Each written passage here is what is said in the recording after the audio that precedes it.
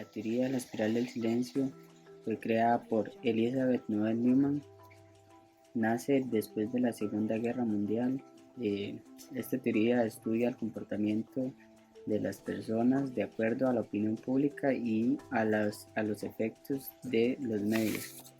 La opinión pública está constituida por aquellas opiniones sobre temas un poco controvertidos que pueden expresarse en público sin aislarse.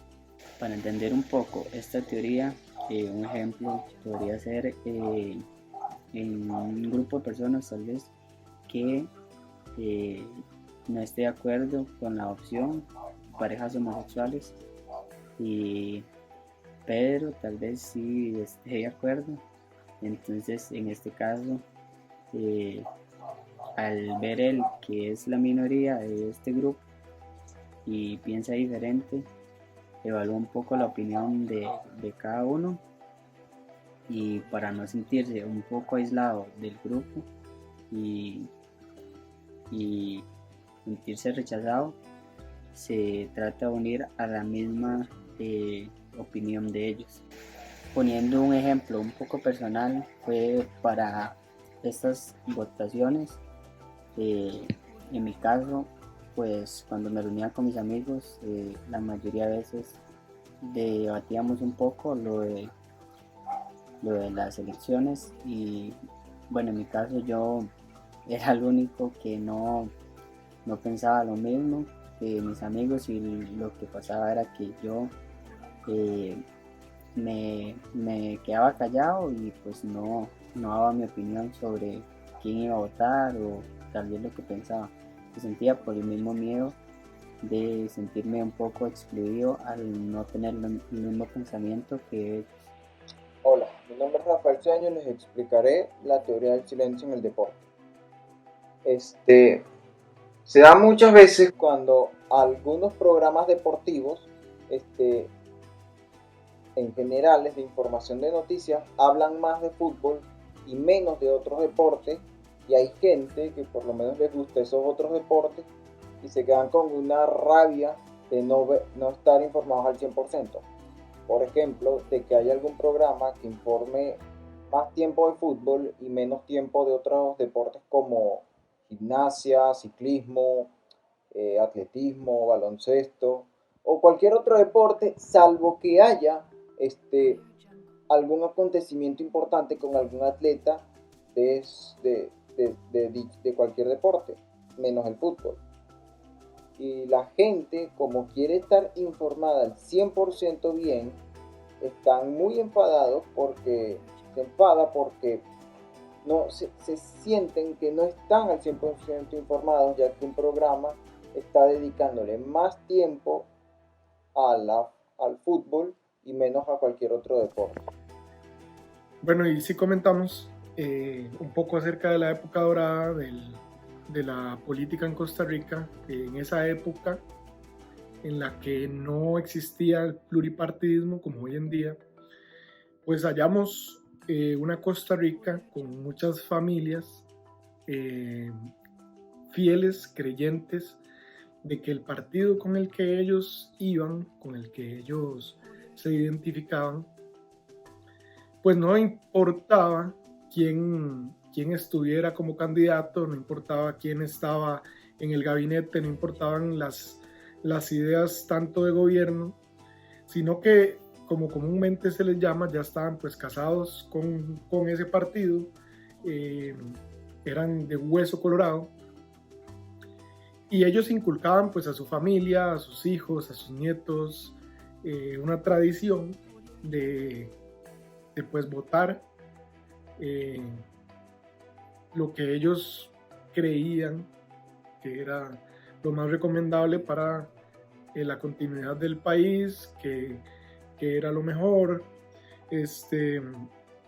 y pues sus familiares, los nietos, los hijos, pues también, como para no sentirse expropiados de su familia, alejados, separados, pues ellos pues votaban las creencias de sus padres, votaban, se identificaban, creían en la conciencia o creían en lo que sus padres les inculcaban, y pues se daba esa cadena, esa forma de votación y es inculcado a través de los partidos que estaban en ese entonces, que pues era el Partido de Liberación Nacional y el Partido de Unidad Social Cristiana, en su época más fuerte,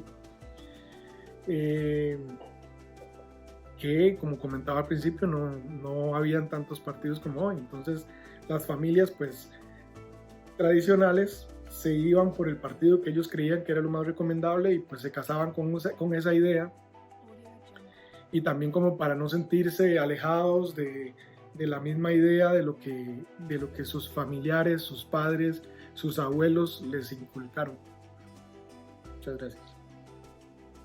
La teoría de Neoe-Neumau señala que es el origen de las conductas de no intervención, incluso en casos masivos de agresión o violencia, que son percibidas como una conformidad generalizada por parte de la población, de un modo que obstaculiza cada vez más la expresión de posiciones contrarias o disidentes. Similarmente, otros estudios han analizado el surgimiento del llamado pensamiento del grupo, que es un fenómeno psicológico que explica que un grupo de personas tomará decisiones irracionales o disfuncionales en su búsqueda por la armonía o la conformidad dentro del grupo. Los miembros del grupo son así, intentan minimizar el conflicto y alcanzar un consenso sin evaluar de manera crítica las alternativas, suplimiento y el aislado de los miembros que disienten. Es claro que la noción de la seguridad se vincula a la defensa del territorio y la soberanía sobre amenazas externas e internas al fin de asegurar la paz y la convivencia de los ciudadanos.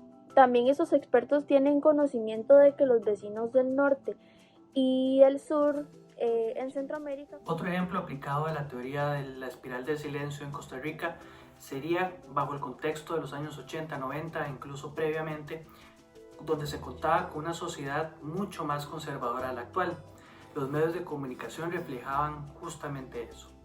No se hablaba de relaciones de parejas del mismo sexo, mucho menos del matrimonio igualitario.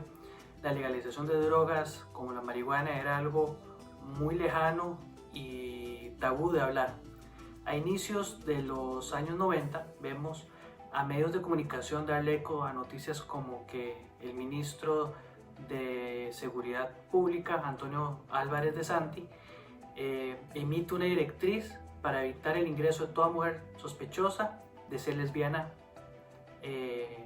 al país y evitar así su participación en un congreso llamado Encuentro Lésbico Feminista. No era común encontrar voces que hablaran en contra de una política así, era una política pública. 25, 30 años después, el contexto es totalmente otro.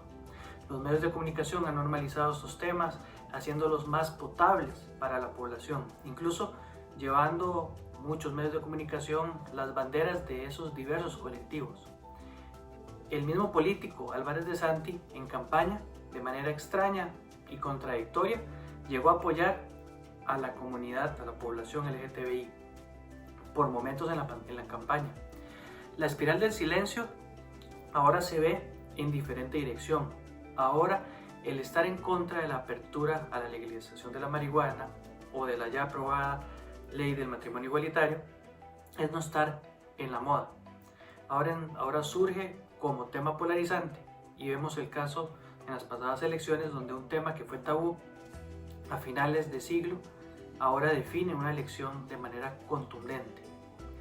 Ahora más bien los conservadores son llevados al silencio. La espiral del silencio cambió de curso, donde antes los llamados liberales, progresistas, guardaban silencio porque los medios de comunicación los llevaban a eso.